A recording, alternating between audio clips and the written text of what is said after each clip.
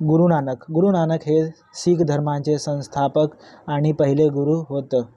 धार्मिक समन्वयाचा एक मोठा प्रयत्न म्हणून त्यांच्या कार्याचा उल्लेख करावा लागेल. त्यांनी हिंदू आणि मुस्लिम या दोन्ही धर्मांच्या विविध तीर्थक्षेत्रांना भेटी दिल्या. ते मक्केलाही गेले होते.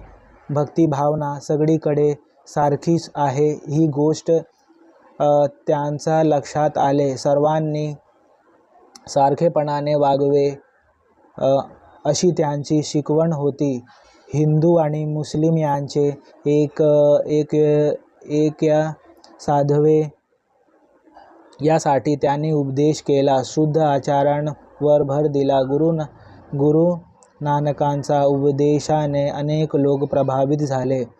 त्यांच्या शिष्यांची संख्या दिवसेंदिवस वाढत गेली. गुरु नानकच्या अनुयायांना शिष्य म्हणजे शीख असे म्हणतात. गुरु ग्रंथ साहिब हा शीखांचा पवित्र ग्रंथ आहे.